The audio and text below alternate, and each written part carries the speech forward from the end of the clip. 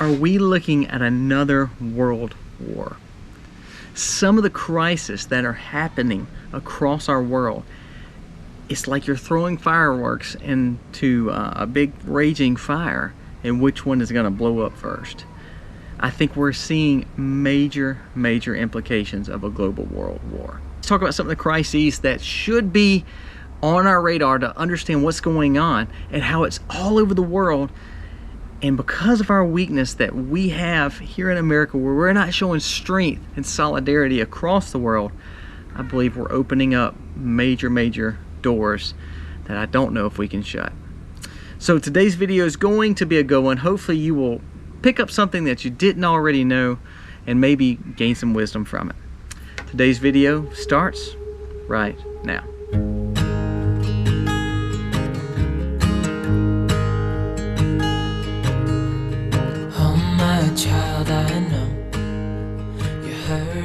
If you're new to our channel, go down here, press subscribe. It does mean the world to us when you comment, tell us what you think of this video, maybe give us a thumbs up, and share this content, because hopefully it will help someone just gain a little wisdom. That's all we want. It's just so people can see what is going on.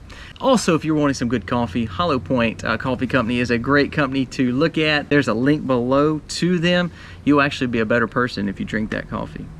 No, I'm just joking. It's a good coffee though. So today's video, we're going to be talking about some of the crises that we need to be paying attention to that is going to spark a World War III if we're not careful. We are weak right now across the world, and a lot of these things that are happening, I believe it's probably because of what we're doing and the leadership that we're showing across the world. All right, first of course is the Russian-Ukraine issue. We have been fighting a proxy war pretty much the whole time. We are putting tons of billions over to Ukraine, and not that I don't want to help the people, but it's ridiculous. I think we sent another $600 something million last week, and then we're seeing a little over $1 billion this week of other tech and other military upgrades for them. And do you know that we're paying for their pension funds as well for their Ukrainian leadership? That's a little sketchy. So but beside that point, we shouldn't be in this fight. I don't believe there's really a good guy in both of these governments. The sad thing is the people are struggling, and that's what I hate. But ultimately, this money that's going over them is not filtering to the people. It's going to the corrupt leadership, and you have a bad guy versus bad guy. But that is going to be the first issue. We see that we are putting ourselves way too much involved in a war that is way over on the other side that has nothing to do with the U.S. Now, here's the problem. That's a crisis. And I know everybody's like, no kidding, Sherlock, but that's not what I'm talking about. You have two issues that are happening right there that I think we need to look at. We are now seeing Ukraine want to fast track to NATO. Now, what does that mean? If they fast track to NATO, that means we are obligated to our NATO counterparts to get into this war. Boots on the ground, or our military going over there in some form or fashion. So if we allow these people to jump in NATO, then we are automatically saying we're going to war against Russia. Is that a smart decision? Do you believe that we have the true right leadership to fight a war across the world to another power? The second problem with that is that Russia has some nuclear capabilities, like the submarine that they just kind of pushed out. Nobody knows where it's at. But ultimately, a lot of their nuclear capabilities are stronger than our defense mechanisms against them.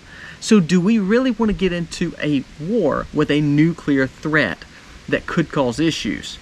Why? There's no reason for that. Now, because we are putting so much time, so much effort, so much capabilities in Ukraine, it's slowed Russia down, which can be a good thing. I'm not saying that. But Russia is not just going to tuck tail and leave. If they all of a sudden can't do it with the ground power or whatever other means necessary, do you honestly believe that they would not use nuclear warfare in Ukraine? Then all of a sudden we're in the war again. So we have them fast-tracking NATO, and they're ploying to be in NATO. We're funding tons of money that we don't actually have, and then all of a sudden they are threatening nuclear war. Those three things, for that one crisis of that Russia-Ukraine war, could really bring us into a major world war that we really should have nothing to do with. Second, we see North Korea shooting missiles like crazy. They are doing what they call test runs, or whatever you want to call them. They're shooting them over the seas. They're shooting them over South Korea. They're shooting them over Japan. And that's crazy. Now, no matter if you liked him or not, we didn't have that just a few years ago. He talked a big talk, but he wouldn't do those kind of things because he thought our leadership was a little crazy enough to do something about it.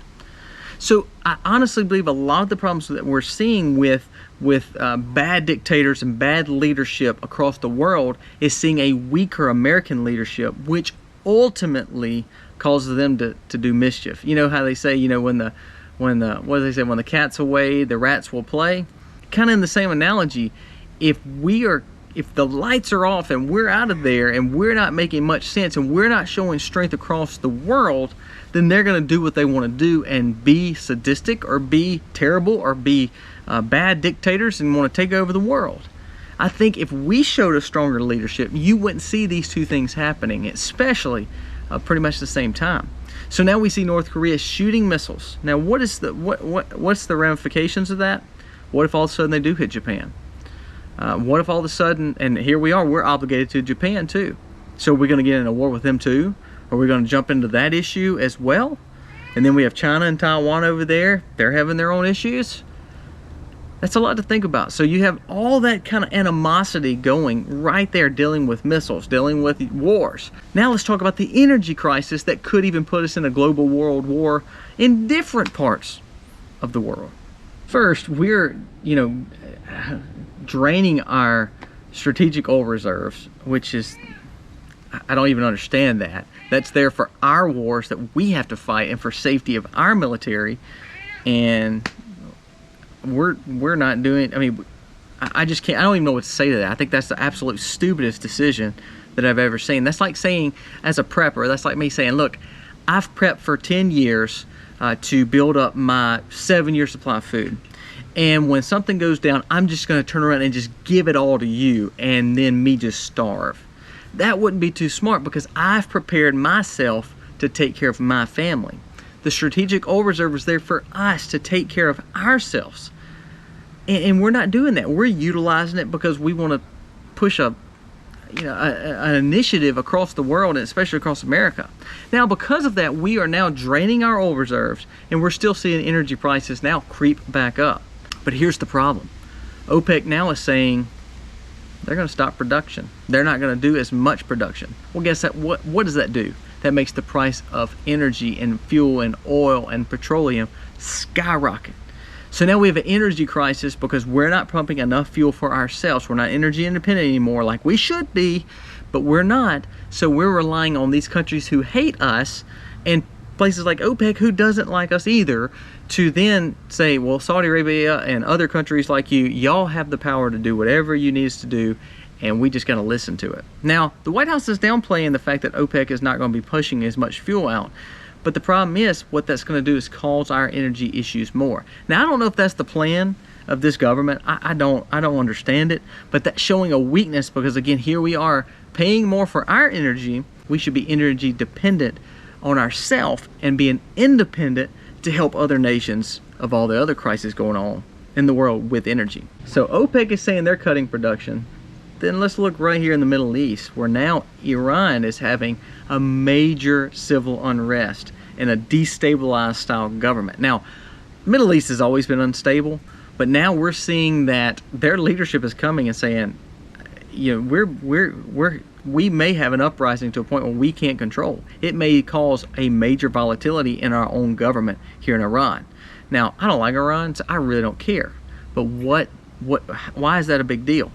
Who's the leadership that's going to take over? Why should we be worried about it? Every war always tends to go around the Middle East. But guess what they're doing? They're blaming us and they're blaming Israel. So that could be a problem in itself. So now we have an Asian issue with North Korea. We have a European or Eastern European issue with Russia and Ukraine. And now we're moving into an issue in the Middle East and dealing with some other countries dealing with OPEC and oil. So that energy crisis there. Now let's talk about the energy crisis with the Nord Stream. All of a sudden, it's been sabotaged. No one knows what it is. EU is saying that is an act of war because of the sabotage of that Nord Stream pipeline. Who's the one sabotaging? Was it America? I hope not. Was it Russia? I doubt it. Was it someone in the EU? I don't know what they would gain from it. But the problem is no one knows. But guess what? It's going to cause, again, energy issues and civil unrest in those places who are now needing to heat their home in winter. They were already going to have energy shortages across Europe. It was already showing that they would be cutting. For instance, there's a report that says Europe faces unprecedented risk of gas shortages. This was pretty much prior to the Nord Stream pipeline issues that was happening, that was helping them get energy to those areas. So now they were already having issues with energy and oil and petroleum to heat their homes and to take care of their people, because again, they're pushing the same green energy and green initiatives that we're doing, and then now a sabotage of this pipeline. That will cause civil unrest. That will cause issues in some of the areas that doesn't deal with Russia, Ukraine. I'm talking about dealing with Europe.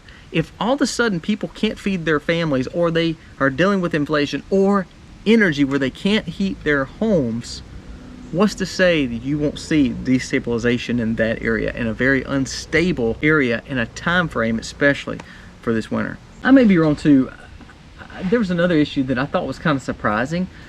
You may know more knowledge about this, but I saw where Poland is demanding Germany to pay $1.2 trillion for World War II atrocities. And it's almost like a reparation. Now, I'm not saying that there wasn't bad things that happened in war, and that's what I'm scared of if we move into another global war like we're looking, like we're managing ourselves to look like we're going into. But why now? Why are they pushing for a payment? Poland is pushing for Germany to pay them. Is it dealing with something with war? Is it dealing with their energy crisis? Is their countries having issues? Why would they be pushing something from the 40s, but now in 2022 they're wanting $1.2 trillion for an issue that happened in World War II? So is that going to cause an issue and a rift maybe across Europe? Is that going to cause an issue with being so close to Russia and Ukraine? Does this have anything to do with the pipeline that now is feeding most of that area to take care of their energy issues for winter? I just think there's a lot of issues that are now taking place all across the world, and nobody knows what's going to actually spark and be kind of the last igniter to then blow up. Now, to wrap this all up, I truly believe the problem kind of lies on us, but also a solution relies on us. America needs to show strength and solidarity again. Quit allowing our politicians and our media to manipulate us to a point where it makes us be so polarized to where we can't get along about anything. Now we see that we could be really brought into any of these little issues that could cause a global war.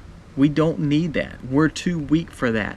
We need to show a strength across the world and show that don't pick on your neighbor. You know, you may be a bad guy, but I promise you don't want to pick on this, because we'll stand up for them. Instead of that, we look weak. All the sanctions that we did on Russia, it's not helped them.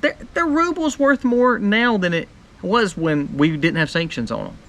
And here we are, we're printing more money. You know, we told our military, hey, it's okay, you apply for food stamps and, you know, government assistance, and you're serving in our military, but we want you to do that. We're not paying you enough, so you just apply for federal assistance. But then we're sending billions to Ukraine to fight a war that we shouldn't be in.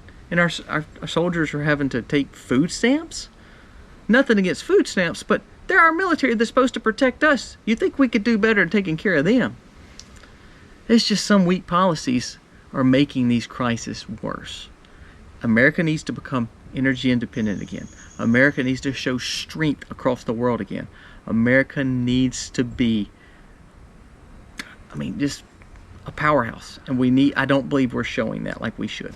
So ultimately, we need to show leadership across the world, and we need a strong leader. No matter if it has an R or L or D behind their name, they need to be a strong leader and a proven leader to be able to handle the things that we are seeing in the crisis, to be averted, to really help promote peace and to solve a lot of these issues. America could solve a lot of these issues.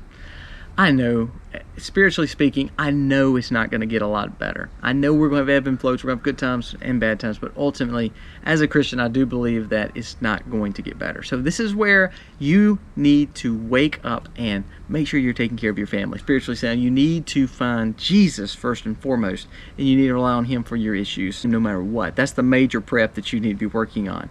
But make sure you are getting out of debt, you are stockpiling food and water. That way you can be more dependent on yourself and not on the government.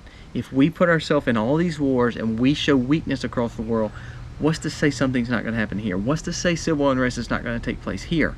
So we need to make sure that we are prepared to take care of those situations that may come our way. I hope this video is an eye-opener, but not worry you too much. Because first and foremost, you need to have your faith in Christ to know that it's going to be okay no matter what's thrown our way. But gain wisdom so we can prepare for what's to come, even here in America. Take care of your family, love your kids, love your wife, and ultimately love Jesus and serve Him. And it will all be okay. Guys, thank you so much for watching. Let me know what you think about this video below.